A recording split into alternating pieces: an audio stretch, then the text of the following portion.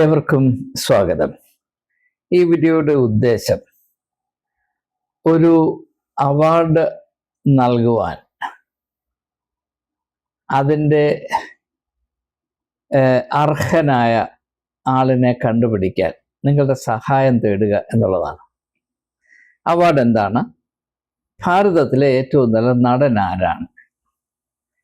അത് സിനിമാ ലോകത്തിലെ നടൻ്റെ കാര്യമല്ല ഞാൻ പറയുന്നത്. രാഷ്ട്രീയ ഗോളത്തിലെ ഏറ്റവും പ്രാഗൽഭ്യമേറിയ നടൻ ആരാണ്? ഞാൻ രണ്ടുപേരെ ഷോർട്ട് ലിസ്റ്റ് ചെയ്തിട്ടുണ്ട്. ഷോർട്ട് ലിസ്റ്റ് ചെയ്യാനായിട്ടുണ്ടായ അല്ലെങ്കിൽ ഉള്ള പശ്ചാത്തലം ഞാൻ ആദ്യമേ നിങ്ങളെ ഒന്ന് കാണിച്ചിട്ട് ബാക്കിയുള്ള കാര്യങ്ങൾ പറയാമെന്ന് വിചാരിച്ചു. तब तक हम यहाँ से नहीं हिलने वाले। क्राइम तो हुआ है क्योंकि इनके शरीर में चल रहे हैं। हम सिर्फ ये कह रहे हैं कि एफआईआर दर्ज कीजिए, एफआईआर दर्ज कीजिए। हिंदुस्तान का एक युवा है, उनकी मम्मी यहाँ पे ज्योति खड़ी है, उनके पिता दीपक है, साहिल है ये, और हम सिर्फ ये कह रहे हैं कि प्लीज एफआईआर दर्ज कीजिए। अंदर से हमें बताया जा रहा है कि देखिए ऊपर से ऑर्डर आया, एफआईआर नहीं हो सकता है। सिंपल सी बात है, जब तक एफआईआर नहीं होगा तब तक हम यहाँ से नहीं हिलने वाले। जब तक एफआईआर नहीं होगा तब तक हम यहाँ से नहीं हिलने वाले। क्राइम तो हुआ है क्योंकि इनके शरीर में चल रहे हैं। हम सिर्फ ये कह रहे हैं कि एफआईआर दर्ज कीजिए, एफआईआर दर्ज कीजिए। हिंदुस्तान का एक ഇതിന്റെ പശ്ചാത്തലം നിങ്ങൾക്കറിയാം. ജന്തർ മന്ദറിൽ നടന്ന സംഭവത്തിൽ പോലീസിന്റെ പ്രതികരണത്തിന്റെ ഭാഗമായി മെറ്റൽ പെല്ലറ്റ് ഗൺ ഉപയോഗിച്ച് പ്രൊട്ടസ്റ്റ് ചെയ്ത ആളുകളെ വെടിവെച്ചു. അതിൽ ചില ആളുകൾക്ക് പരുക്കേറ്റു. അങ്ങനെ പരുക്കേറ്റ ഒരു വ്യക്തി പോലീസ് സ്റ്റേഷനിൽ എഫ്ഐആർ ഫയൽ ചെയ്യാനായി കഴിഞ്ഞ അനേക ദിവസങ്ങളായി ശ്രമിക്കുന്നു. പക്ഷേ പോലീസുകാർ എഫ്ഐആർ സ്വീകരിക്കത്തില്ല, ഫയൽ ചെയ്യത്തില്ല. ആ യുവാവിൻ്റെ വക്കീൽ സഹിതം പലതവണ ഇതിന് ശ്രമിച്ചെങ്കിലും പരാജയപ്പെട്ടപ്പോൾ അതിൽ രാഹുൽ ഗാന്ധി ഇടപെട്ട് ഇന്ന് രാവിലെ 11:30 കൊണോട്ട് സർക്കസിലെ പോലീസ് സ്റ്റേഷനിലെത്തി എഫ്ഐആർ ഫയൽ ചെയ്യണമെന്ന്, രജിസ്റ്റർ ചെയ്യണമെന്ന് ആവശ്യപ്പെട്ടു. പോലീസ് നിഷേധിച്ചു. മെയിലിൽ നിന്ന് ഉത്തരവുണ്ട് അങ്ങനെ ചെയ്യരുത് എന്ന്. അപ്പോൾ എഫ്ഐആർ രജിസ്റ്റർ ചെയ്യുന്നത് വരെ ഞാനിവിടെ കാത്തിരിക്കും, രജിസ്റ്റർ ചെയ്ത ശേഷം മാത്രമേ ഇവിടുന്ന് പോവുകയുള്ളൂ എന്ന് പറഞ്ഞ് അദ്ദേഹവും കൂടെ ഉണ്ടായിരുന്ന ആളുകൾ പ്രിയങ്ക സഹിതം അവിടെ ധർണയായിരുന്നു. ഏതാണ്ട് 6:45 വൈകിട്ട് 6:45 ആയപ്പോൾ മേളിൽ നിന്ന് എന്ന് പറഞ്ഞാൽ ഹോം സെക്രട്ടറി അങ്ങനെ ഒരു തീരുമാനമെടുക്കണമെങ്കിൽ അതിന് മേളിൽ നിന്ന് അദ്ദേഹത്തിന് നിർദ്ദേശം കിട്ടിയിരിക്കണം എന്നതാണ് സാമാന്യ ബുദ്ധി. ഹോം സെക്രട്ടറിയുടെ നിർദ്ദേശമനുസരിച്ച് ഡൽഹി പോലീസ് ഇതിൽ എഫ്ഐആർ രജിസ്റ്റർ ചെയ്തു. അങ്ങനെ രാഹുൽ ഗാന്ധി ആ സംരംഭം അവസാനിപ്പിച്ചു. ഇതിനോട് പ്രതികരിച്ചുകൊണ്ട് JP നദ്ദ എന്ന് പറയുന്ന നമ്മുടെ സെൻട്രൽ ഗവൺമെന്റിലെ മിനിസ്റ്റർ പറയുന്നത് രാഹുൽ ഗാന്ധി നടത്തിയത് ധർണയല്ല, ഡ്രാമയാണ് എന്നാണ്.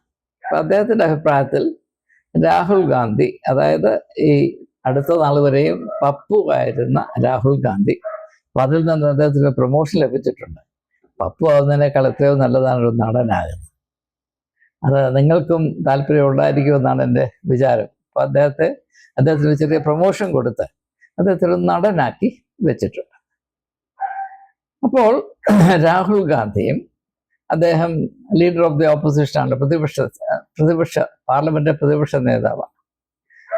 അപ്പം മത്സരം വരാൻ സാധ്യത, രാഹുൽ ഗാന്ധി ഇപ്പം എന്നോടോ നിങ്ങളോടോ മത്സരിക്കാൻ യാതൊരു ചാൻസും ഇല്ല.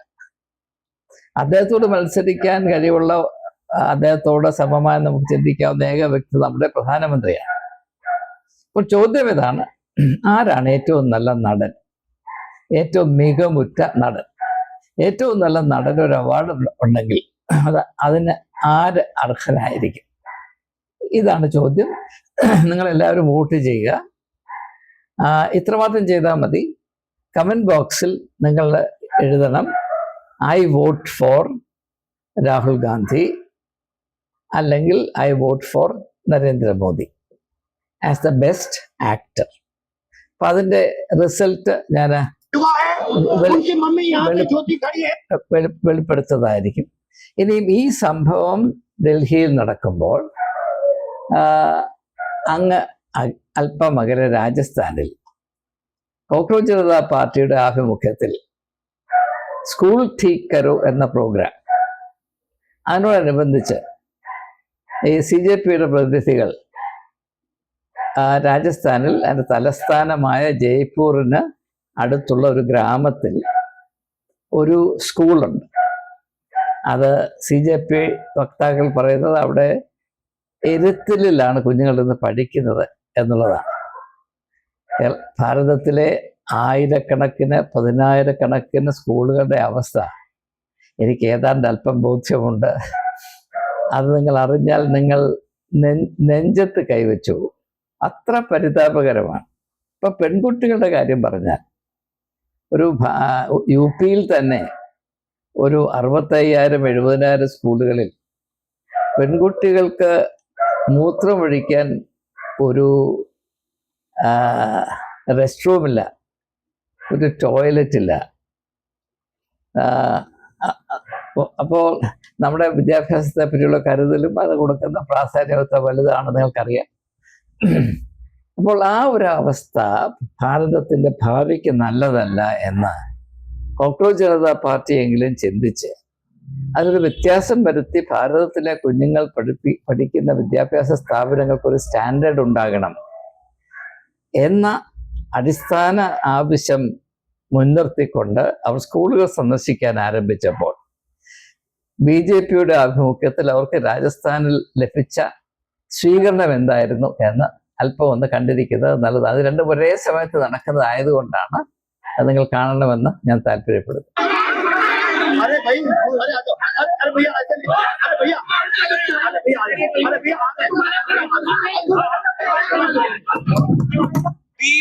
हम लोग रामपुरा कंवरपुरा के स्कूल का निरीक्षण करने गए थे। पिछले कई सालों से वो स्कूल भैंसों के तबेले में चल रहा है। मेरे खुद का रेखा जी भी उस वीडियो में है। पिछले साल भी हम निरीक्षण करने गए थे, भैंसों के तबेले में ये स्कूल चल रहा है। वहां पे हम लोग निरीक्षण करने पहले पहुंचे। ഭൈസോങ്കി തബില എന്ന് പറഞ്ഞാൽ എരുമയുടെ കൂടെ എന്നാണ് അർത്ഥം. ഭൈസോങ്കി തബില, എരുമയുടെ എരുത്തിൽ എരുമയെ കെട്ടിയിടുന്ന സ്ഥലം. उसके पहले वहां पर उनके लोग, भाजपा के गुंडे वहां पर मौजूद थे। हमारे वॉलंटियर्स के साथ पहले मारपीट की गई। मीडिया के सभी साथी वहां पर मौजूद थे। पुलिस को इत्तला की गई। उसके बाद वहां पर हम गए हैं, फिर भी ये लोग नहीं रुके। गाड़ियों के हमारे शीशे देखिए आप, शीशे तोड़े गए हैं गाड़ियों के। मारपीट हुई है एक महिला के साथ, पुरुषों ने बदतमीजी की है, उनके साथ मुक्के मारे हैं, उनके फोन तोड़े हैं, मेरी शर्ट फाड़ी गई है। हमारा एक वॉलंटियर अभी गाड़ी में यहाँ पर बैठा है हमारी टीम के साथ ही, उनका हाथ तोड़ा गया है। इन लोगों ने ट्यूब में पत्थर रख रखे थे, ट्यूब से पत्थरों से मारा है, शर्ट फाड़ी है। ये देखिए इस तरह के पत्थर है, इस तरह के पत्थरों से तो खुलेआम गुंडागर्दी चल रही है। मदन दिलावर को मैं सिर्फ एक चीज कहना चाहूंगा, 48 घंटे का समय है, ये गुंडे अरेस्ट होंगे। आप ऑर्डर विड्रॉ करेंगे, नहीं तो हम पूरे राजस्थान में अब आंदोलन करेंगे। और अब सिर्फ स्कूलों की बात नहीं होगी, इस बार मदन दिलावर के इस्तीफे की बात होगी। हम तुम्हारी गुंडागर्दी से डरने वाले लोग नहीं है। भैंसों के तबेले में स्कूल चल रहा है, तुम्हें वो मंजूर है कि हमारे बच्चे भैंसों के तबेले में पढ़े, लेकिन तुम्हें ये मंजूर नहीं है कि कोई जाकर स्कूल ठीक करने की बात करे। तुम्हें शर्म से डूब मरना चाहिए। महिलाओं पे अटैक हुआ है, गुंडागर्दी हुई है, सर फोड़े गए हैं, पत्थर मारे गए हैं, हाथ. ഇതാ മനസ്സിലാക്കേണ്ട കാര്യം, ഇങ്ങനെ അവിടുത്തെ ലോക്കലായിട്ടുള്ള ആളുകൾ അവിടുത്തെ സ്കൂൾ നന്നാകരുത്, സ്കൂൾ നന്നാക്കിയാൽ ഞങ്ങൾ, അല്ലെങ്കിൽ സ്കൂൾ നന്നാക്കാനായിട്ട് ഇങ്ങോട്ട് വന്നാൽ ഞങ്ങൾ നിങ്ങളെ അടിച്ച് കാലും കൈ ഓടിക്കും എന്ന ഒരു നിലപാട് നിശ്ചയമായും അവിടുത്തെ ജനങ്ങൾ സ്വമേധയാ എടുക്കാൻ സാധ്യമല്ല എന്ന് പ്രത്യേകിച്ച് ആരും പറയേണ്ട കാര്യമില്ല. ഇപ്പോൾ ബേട്ടി ബച്ചാവോ ബേട്ടി പഠാവോ എന്നൊക്കെ നമ്മുടെ പ്രധാനമന്ത്രി വളരെ ആവേശഭരിതമായി പ്രസംഗിക്കുന്നത് നിങ്ങൾ ഞാനും അനേക തവണ കേട്ടിട്ടുണ്ട്. പക്ഷെ പഠിക്കണമെങ്കിൽ എരുമയുടെ തൊഴുത്തിലിരുന്ന് പഠിക്കണം, മൂത്രമൊഴിക്കണമെങ്കിൽ വീട്ടിൽ പോയി മൂത്രമൊഴിക്കണം. ഈ ഒരവസ്ഥയിലാണ് ഗ്രാമങ്ങളിലുള്ള ജനങ്ങളുടെ കുഞ്ഞുങ്ങൾക്ക് വിദ്യാഭ്യാസത്തിനുള്ള സൗകര്യങ്ങൾ അല്പം പോലും ഇല്ല. അത് സർക്കാരിന് സാമ്പത്തിക ശേഷി ഇല്ലാഞ്ഞിട്ടില്ല, മനഃപൂർവ്വം അങ്ങനെ ആക്കി വെക്കുന്നതാണ് എന്നതാണ് ഞാൻ വിശ്വസിക്കുന്നത്. അതുകൊണ്ട് തന്നെയാണ് ഗ്രാമപ്രദേശങ്ങളിലെ സ്കൂളുകൾ സന്ദർശിച്ച് അവിടെയുള്ള നിജസ്ഥിതി എന്ന് ബാഹ്യലോകത്തെ അറിയിക്കാനായി ആരെങ്കിലും ശ്രമിച്ചാൽ അതൊരിക്കലും പൊറുക്കാത്ത പാപമായി അല്ലെ കുറ്റകൃത്യമായി അധികാരവർഗത്തിലുള്ളവർ കാണുന്നത്. കാരണം അവരുടെ മക്കൾ ഇങ്ങനെയുള്ള സ്കൂളിൽ പഠിക്കാൻ യാതൊരു സാധ്യതയുമില്ല. അവരുടെ വേലക്കാരുടെ മക്കൾ പോലും ഇങ്ങനെയുള്ള സ്കൂളിൽ പഠിക്കുന്നില്ല. ബാക്കിയുള്ളവൻ്റെ പാവപ്പെട്ടവൻ്റെ ഗ്രാമവാസിയുടെ അല്ലെങ്കിൽ ദളിതന്മാരുടെ അല്ലെങ്കിൽ വനവാസികളുടെ അല്ലെങ്കിൽ ആദിവാസികളുടെ മക്കൾ ഇങ്ങനെ പഠിച്ചാൽ മതി, പഠിച്ച് പട്ടുപോകും. ഈ ഒരു അവസ്ഥ. എന്നാൽ അതേസമയം ലോകം മുഴുവനും അറിയുന്നത് ഭാരതം ഇത് അതിശീഘ്രം പുരോഗമിക്കുന്നു, ലോകത്തിലെ മൂന്നാംകിട വൻ ശക്തിയായി മാറുന്നു, സാമ്പത്തിക ശേഷിയുടെ വളരെ ഇംപ്രസീവായിട്ടുള്ള സ്തംഭങ്ങൾ സ്തൂപങ്ങൾ ഉയരുന്നു. ഇങ്ങനെയുള്ള പരിപാടികളാണ്. ഏഷ്യയിൽ ഏറ്റവും കൂടുതൽ ശതകോടീശ്വരന്മാർ ഇവിടെയാണ്, ബില്യനേഴ്സ് ഇവിടെയാണ്, അങ്ങനെ മറ്റും യാഥാർത്ഥ്യം എവിടെയാണ്? അപ്പോൾ ഇത് രണ്ടും ഒരേ സമയത്ത് നടക്കുകയാണ്. രാജസ്ഥാനിൽ, ഡൽഹിയുടെ അടുത്ത പ്രദേശമാണ് രാജസ്ഥാനിൽ ഒരു സ്കൂളിൻ്റെ അവസ്ഥ പരിതാപകരമാണത്.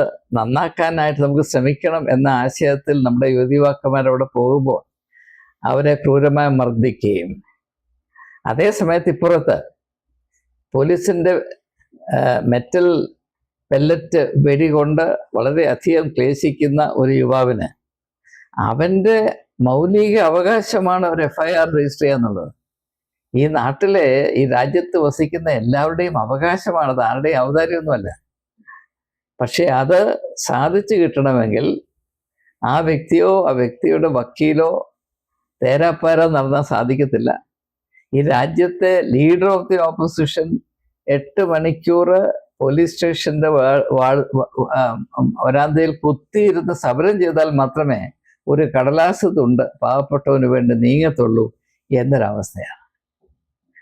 അപ്പോൾ അങ്ങനെ പാവപ്പെട്ടവൻ്റെ മൗലിക അവകാശം സംരക്ഷിക്കാനായി എൻ്റെ ഓർമ്മ ശരിയാണെങ്കിൽ ഭാരത ചരിത്രത്തിൽ പ്രതിപക്ഷ നേതാവായ ഒരു വ്യക്തി പോലും ഇങ്ങനെ വ്യക്തികളുടെ അവകാശ സംരക്ഷണത്തിന് ക്ലേശം സഹിച്ചുകൊണ്ട് ഒരു പോലീസ് സ്റ്റേഷനിൽ പോയി 5 മിനിറ്റ് ഇരുന്നായിട്ട് എനിക്കറിയില്ല.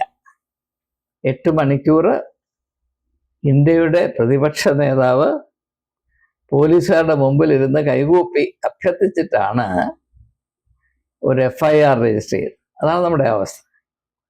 അപ്പോൾ ഇത് രണ്ടും കൂടെ മനസ്സിൽ വെച്ചുകൊണ്ടാണ് ഇങ്ങനെ ഒരു അവസരം ജനങ്ങൾക്ക് നൽകാൻ. അവർക്ക് എന്തെങ്കിലും അഭിപ്രായമുണ്ടോ? നിങ്ങളുടെ അഭിപ്രായം എന്താണ്? ആരാണ് ഏറ്റവും നല്ല നടൻ? രാഹുൽ ഗാന്ധിയാണോ? കാരണം അദ്ദേഹം നടനാണെന്നാണ് JP നഡ്ഡ പറയുന്നത്. അപ്പോൾ രാഹുൽ ഗാന്ധിയാണോ നിങ്ങളുടെ അഭിപ്രായത്തിൽ? രാഹുൽ ഗാന്ധിയാണോ അതോ നമ്മുടെ പ്രധാനമന്ത്രിയായ നരേന്ദ്രമോദിയാണോ ഏറ്റവും സാമർഥ്യമുള്ള നടൻ? നിങ്ങളുടെ വോട്ട് ആർക്ക് കൊടുക്കും? ഒരിക്കലും നിങ്ങൾ ഇൻഡിഫറൻസ് കാണിക്കരുത്. ഏറ്റവും പ്രധാനപ്പെട്ട ഒരു തിരഞ്ഞെടുപ്പാണ്. നിങ്ങളുടെ തിരഞ്ഞെടുപ്പ് സ്വാതന്ത്ര്യം ഉപയോഗിക്കണം, നിങ്ങളുടെ അഭിപ്രായം അറിയിക്കണം. അവസാനം റിസൾട്ട്, നിങ്ങളുടെ അഭിപ്രായത്തിൻ്റെ അടിസ്ഥാനത്തിൽ റിസൾട്ട് ഞാൻ പ്രഖ്യാപിക്കുന്നതായിരിക്കും. അതുകൊണ്ട് എല്ലാവരും ശ്രദ്ധിക്കുക, വോട്ട് ചെയ്യുക, നിഷ്പക്ഷമായി വോട്ട് ചെയ്യണം. ഇത് പാർട്ടി ലോയൽറ്റി വെച്ചുകൊണ്ട് നിങ്ങൾ ആർക്കും വോട്ട് കൊടുക്കുക. അത് കലാപരിപാടിയാണ്.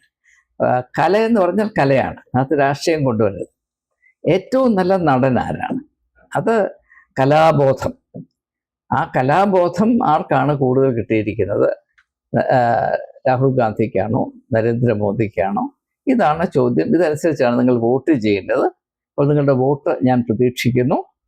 അങ്ങനെ നമുക്ക് നമ്മുടെ അഭിപ്രായങ്ങൾ ഒന്ന് ക്രോഡീകരിച്ചുകൊണ്ട് യാഥാർത്ഥ്യമെന്ത് എന്ന പൊതുവായ ഒരു അംഗീകാരത്തിലേക്ക് വരുവാൻ തക്കവണ്ണം ഈ ഒരു അവസരം തക്കത്തിൽ ഉപയോഗിക്കണമെന്ന് എല്ലാവരോടും വിനീതമായി അഭ്യർത്ഥിച്ചുകൊണ്ട് വാക്കുകൾ ചുരുക്കുന്നു. നന്ദി, നമസ്കാരം.